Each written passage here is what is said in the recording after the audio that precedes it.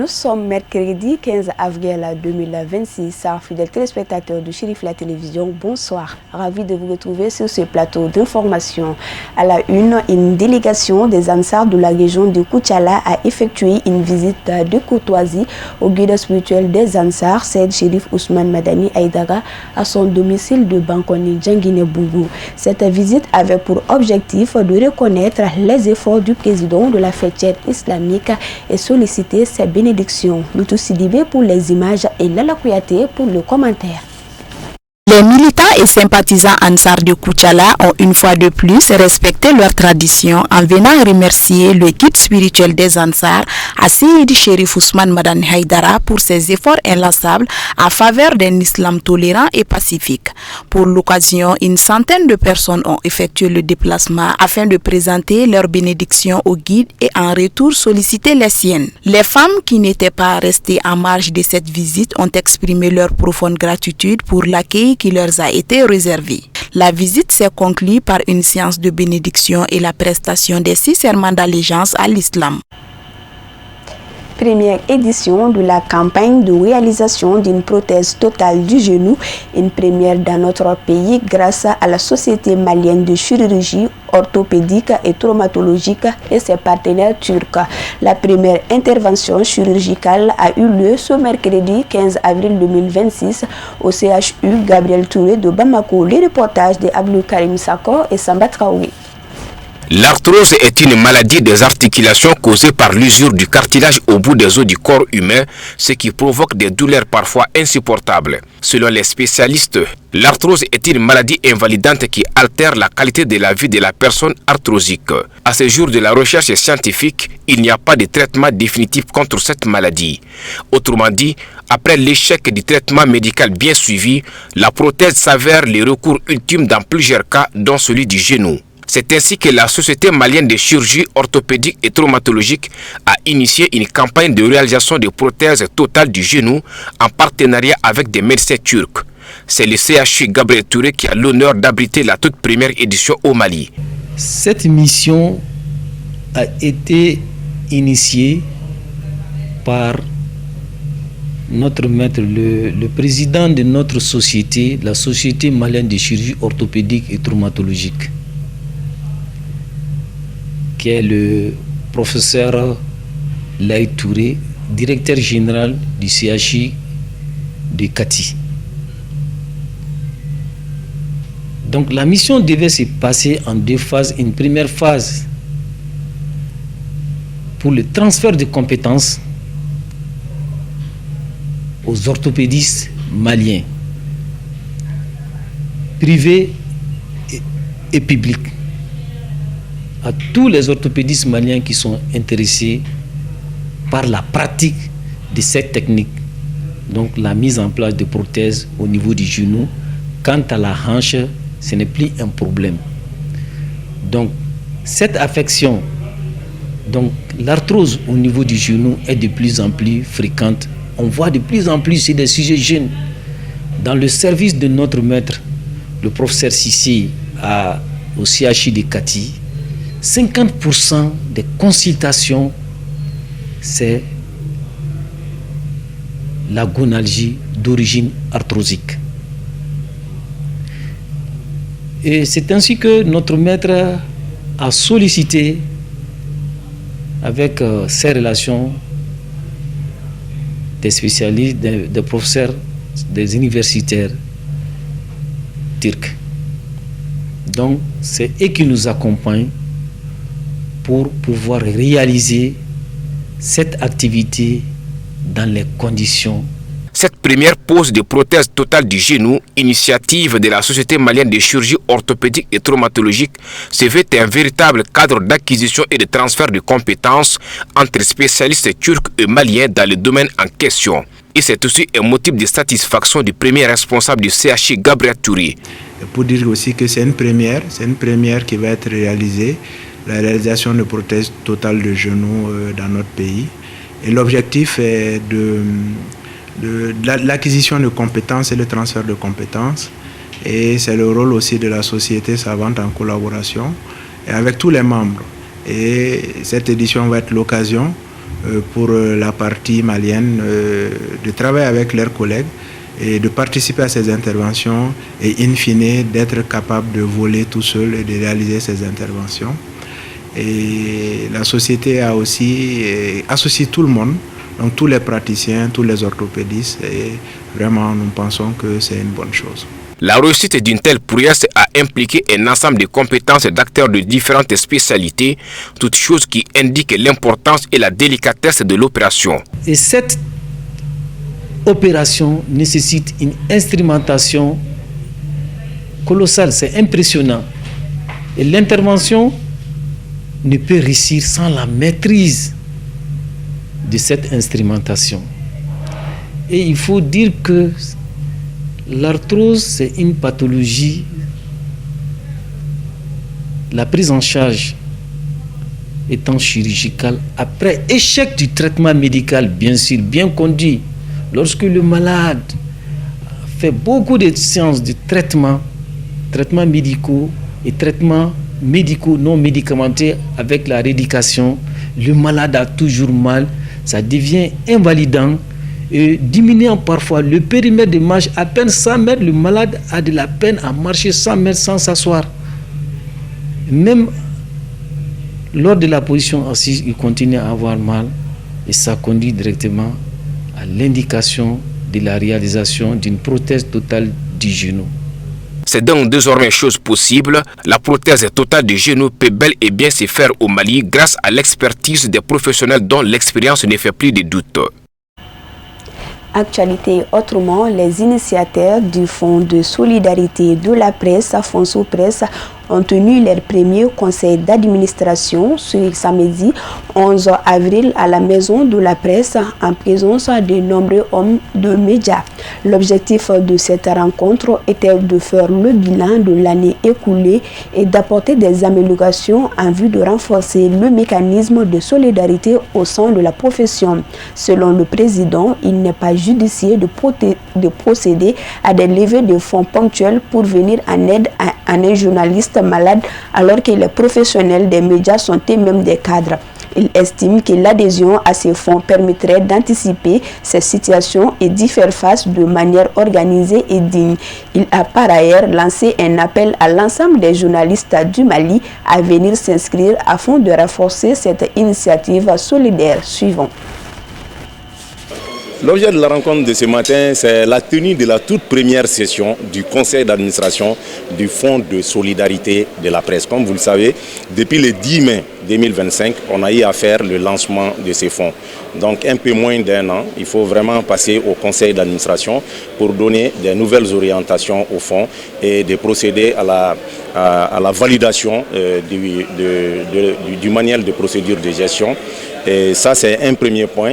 Un deuxième point, c'est d'aller effectivement vers l'adhésion massive de l'ensemble des journalistes à ces projets. Voilà, donc maintenant, obligatoirement, on sera là et puis on va parler de tout ça pour faire sortir vraiment des documents fiables et viables en même. Les objectifs du Fonds Presse, ce n'est rien d'autre que de créer ou de promouvoir simplement l'entraide, la solidarité et la cohésion entre les journalistes. Nous avons compris que depuis un certain temps, lorsqu'un journaliste tombe malade, on met sa photo via les réseaux sociaux. C'est tout ce qui n'est pas bon pour notre profession. Nous sommes vraiment des responsables des cadres de ces pays et on ne doit pas vraiment nous exposer de la sorte. C'est pourquoi les organisations fêtières de la presse, les responsables de la presse se sont réunis pour mettre en place ces mécanismes pour nous permettre nous-mêmes de prendre en charge les problèmes, surtout les difficultés de santé qui viendront dans la presse pour pouvoir vraiment gérer. C'est ça le vrai objectif du Fonds Presse. Voilà. Et puis bon, il faut le reconnaître aussi, le fonds est là aussi pour aider et même pour faire la promotion de la liberté de presse. Comme vous le savez, le principe sacro-saint de chaque association de presse, c'est de défendre la liberté d'expression et de presse. Donc vraiment, les fonds s'attellent également à ça. Cérémonie de prêche à Séguéla dans la fédération de Ourodougou, c'est en Côte d'Ivoire, organisée par des Ansars de la localité et animée par le fils du guide spirituel des Ansars, c'est Chérif Ahmed Tidiane Aïdara. Inscrit dans le programme de sa tournée en République de la Côte d'Ivoire, l'événement tenu le mardi 14 avril 2026 a mobilisé des Ansars et sympathisants venus nombreux pour la cause. La correspondance de Djagadija Dambélé avec la voix de Samaïra Sanogo. Ici, c'est la localité de Séguéla dans la fédération de Ourodougou en République de la Côte d'Ivoire. Cette foule compacte composée des Ansars et sympathisants s'est mobilisée pour non seulement réserver un accueil de haut niveau à l'hôte du jour, mais aussi être témoin oculaire de ce jour qui sera longtemps chanté dans l'annale historique de la localité et du vivre ensemble. Vraiment, ce qu'on peut vous dire sur l'accueil de Cheikh Ousmane Ahmed Tidiane, vraiment, nous sommes très satisfaits pour l'accueil réservé à le fils de notre guide. Vraiment, la population de Séguéla a répondu présente. Les membres de l'association Ansardine de la fédération de Ourodougou, y compris les 5 sections confondues, ont vraiment répondu présentes à l'accueil. Vraiment, on remercie l'accueil, on remercie la mobilisation de tout et chacun. Vraiment, on est tellement satisfait à l'accueil. Très émus de la présence parmi eux d'un des fils du président de la Fédération islamique du Mali, les Ansars et fervents sympathisants du guide spirituel de Ansars exhortent les habitants de la localité à tirer profit de l'enseignement du fils du guide spirituel de Ansars. Dans la même veine, ils ont tenu à faire des témoignages vivants de l'engagement des Ansars vis-à-vis du bien-être de la communauté. L'opération de don de sang que la coordination régionale des Ansars organise sans pression, ni, j'allais dire, intérêt particulier et mercantile. Ils le font non seulement au nom de leur engagement religieux, mais surtout parce qu'ils ont compris leur engagement communautaire. Le second message de remerciement que Mme le maire nous a chargé en cette nuit de transmettre à toute la communauté des Ansars, c'est celui qui nous rassemble ici ce soir. La constitution ivoirienne, Nimi Côte d'Ivoire Charia, impose à chaque dirigeant, c'est-à-dire à chacun des dirigeants qui dispose d'un pouvoir public, l'obligation d'éduquer la population de l'espace géographique où il se trouve. Mais ce travail d'éducation que Madame le maire et son conseil municipal ont l'obligation d'assurer est facilité par la communauté Ansar ici à Séguéla. Rare d'une genre, ces rencontres directes avec le président de la Fédération islamique du Mali et sa famille, l'occasion est saisie par les fidèles musulmans pour répondre favorablement à l'invitation des Ansars. Exprimant leur sentiment de fierté, ils mettront l'instant à profit pour saluer les efforts fournis par le guide spirituel des Ansars et sa suite dans le but de promouvoir l'islam authentique et tolérant. C'est un plaisir qui me va droit au cœur. C'est un plaisir qui est aussi pris en considération au niveau des uns et des autres, les membres de notre vive association qui est Ansardine de Ourodougou. Alors, je vais ajouter même à cela que les Ansars et les sympathisants de la ville de Séguéla et même de son alentour n'ont mélangé aucun effort que seulement venir contribuer et participer et aussi, comment on appelle, écouter aux prêches de notre cher guide, son excellence, Seydi Chérif Ahmed Tidiane Aïdara, qui est d'ailleurs en cours. Vous savez que d'abord, la devise de notre association, c'est le bon comportement. Si la justice est respectée, il y aura la paix dans toute l'humanité. Se réjouissant de la réussite des travaux suite à la bonne organisation et le dévouement des militants, les responsables Ansars saluent l'engagement de tout un chacun avant de saluer de vive voix la détermination de ceux de Chérif Ahmed Tidiane Aïdara à porter haut la flamme de l'islam de paix. Ceux qui n'ont pas encore eu accès, c'est-à-dire à notre association, bon, on ne va pas dire qu'ils sont en retard, mais on va quand même dire qu'ils ont du mal à comprendre la chose, puisque l'islam n'est pas seulement aller à la mosquée tous les jours, mais l'islam aussi c'est être apprécié par le voisinage. C'est ça, c'est trouver un meilleur comportement vis-à-vis de son prochain, que ce soit du milieu collectif, du milieu urbain ou bien du milieu même matrimonial, c'est la même chose. Alors donc c'est cet endroit, alors c'est ce mouvement, c'est cet appel que nous lançons à toute la communauté, j'allais dire du Worodougou, de venir contribuer avec les Ansar, c'est-à-dire de venir d'abord prendre les 6 serments en islam et enfin ajouter même la prestation de l'autre serment qu'on appelle le serment de fidélité. Prenant la parole après les interventions d'usage, Chérif Ahmed-Tidiane Haïdara s'est beaucoup réjoui de la mobilisation des fidèles pour la cause jugée noble. Il a tout de même salué le dévouement des militants Ansar pour la promotion de l'islam de paix authentique et tolérant. Poursuivant son prêche, il fera des rappels sur la portée spirituelle des rencontres du genre, permettant aux fidèles de se rapprocher de leur créateur. La prestation de 6 serments de Bayatul Islamia par bon nombre de fidèles a mis fin aux travaux de cette séance de prêche.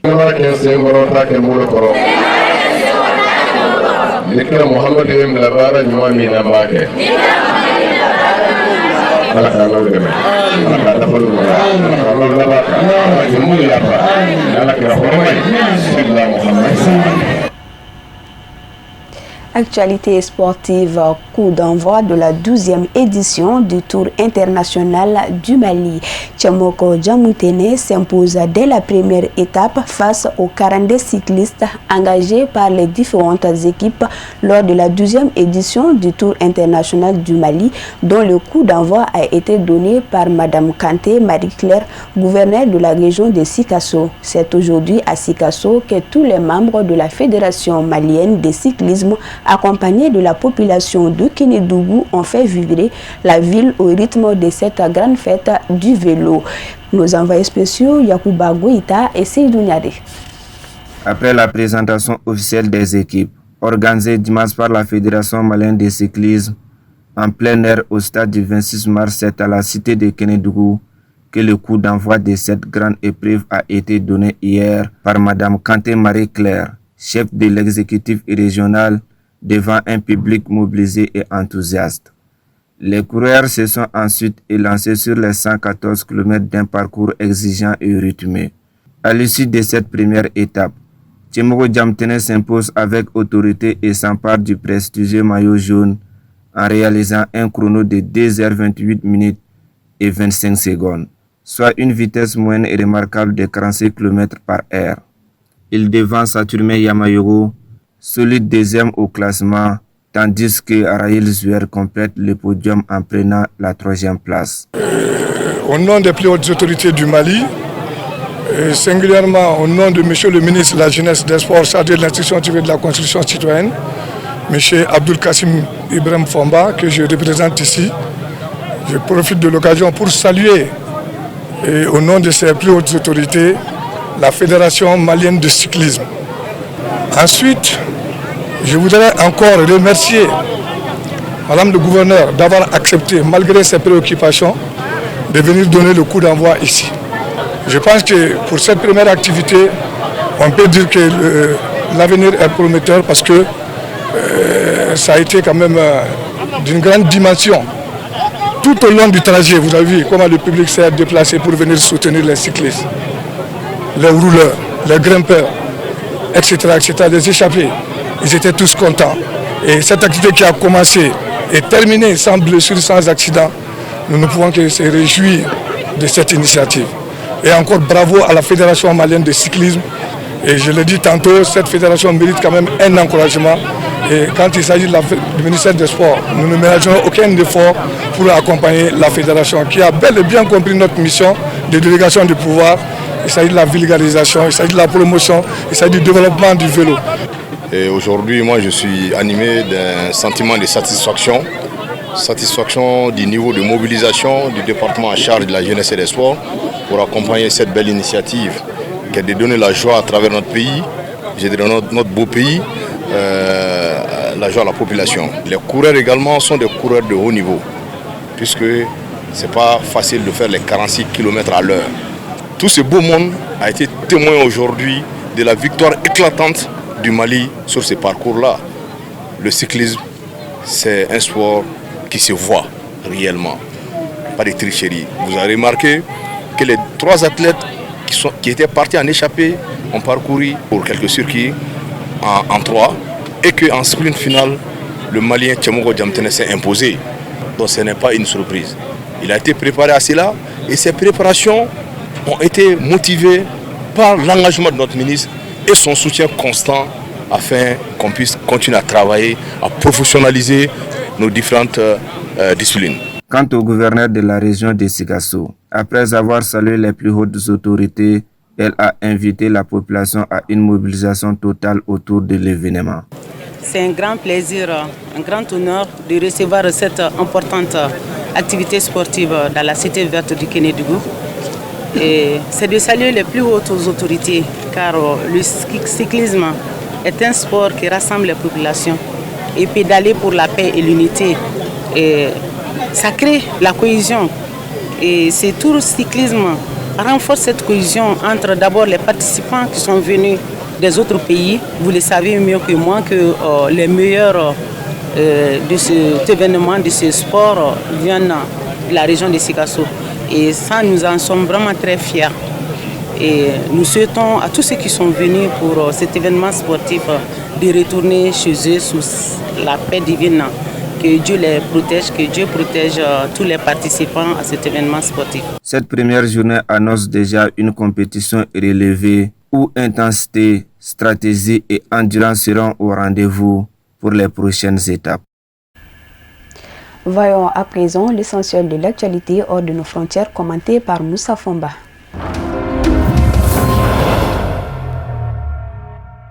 Attentat-suicide lundi près d'Alger où le pape entamait sa tournée africaine. 2 kamikazes se sont fait exploser lors d'un attentat-suicide le lundi 13 avril après-midi dans la ville de Blida, à une 50aine de kilomètres d'Alger, où le pape Léon XIV effectuait une visite. Hormis les assaillants, il n'y aurait pas d'autres morts. La tentative d'attentat aurait visé un commissariat de Blida. Dans la foulée, les administrations et les entreprises publiques ont précipitamment fermé leurs portes, le personnel étant confiné à l'intérieur selon des témoins. Plusieurs alertes à la bombe auraient été signalées dans la ville, notamment au niveau du marché El Rahaba, qui a été immédiatement encerclé par les forces spéciales. Les autorités algériennes n'ont fait aucun commentaire sur l'événement. Le pape a entamé ce lundi une tournée de 11 jours en Algérie, au Cameroun, en Angola et en Guinée équatoriale.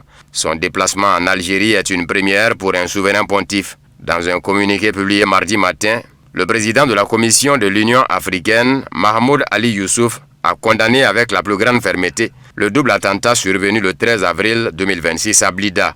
Il a exprimé sa pleine solidarité avec le peuple et le gouvernement de la République algérienne démocratique et populaire. Quelques instants plus tard, le communiqué a été supprimé du site officiel de l'Union africaine.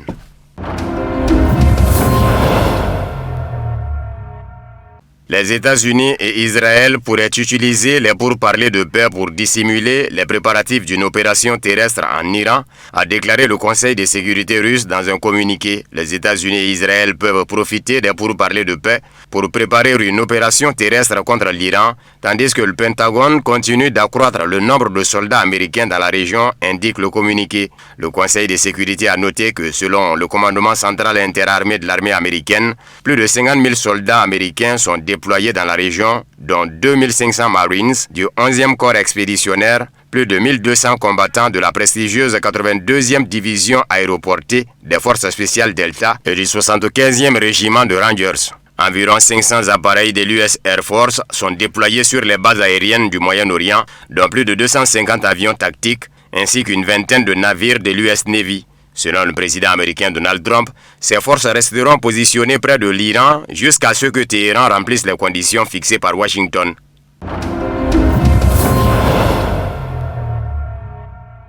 Le commandement central des États-Unis, CENTCOM, affirme qu'aucun navire quittant les ports iraniens ou y entrant n'a réussi à franchir le blocus maritime imposé par les États-Unis. Plus de 10 000 marins, Marines et aviateurs américains, appuyés par une douzaine de navires de guerre et des dizaines d'avions, exécutent la mission de blocus des navires entrant et sortant des ports iraniens. Au cours des premières 24 heures, aucun navire n'a réussi à franchir le blocus américain et 6 navires marchands ont obtempéré aux ordres des forces américaines de faire demi-tour pour rejoindre un port iranien du golfe d'Oman, a déclaré le CENTCOM sur la chaîne X. Le blocus est appliqué sans discrimination aux navires de toutes les nations entrant ou sortant des ports et zones côtiers iraniens, y compris tous les ports iraniens du golfe Persique et du golfe d'Oman, a indiqué le CENTCOM. Les forces américaines soutiennent la liberté de navigation des navires transitant par le détroit d'Ormuz à destination et en provenance des ports non iraniens, a-t-il ajouté. Mais selon le Wall Street Journal, plus de 20 navires commerciaux ont traversé le détroit d'Ormuz ce mardi, citant des responsables anonymes de l'administration américaine. D'après le journal, ces navires comprenaient des pétroliers, des cargos et des porte-conteneurs. Certains ont désactivé leur système d'identification automatique lors de leur traversée du détroit.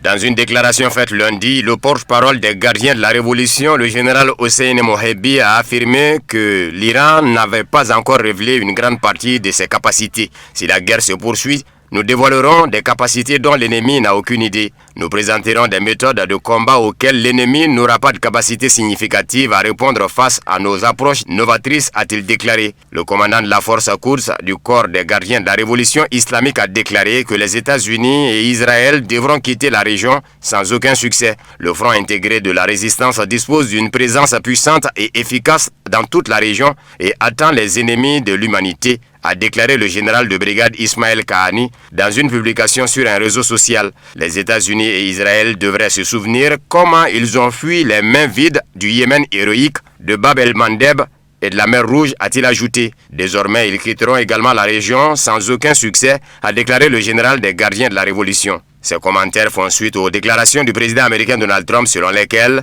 les marines américaines commenceraient à bloquer le détroit d'Ormuz et intercepteraient également tout navire se trouvant dans les eaux internationales ayant payé un péage à l'Iran.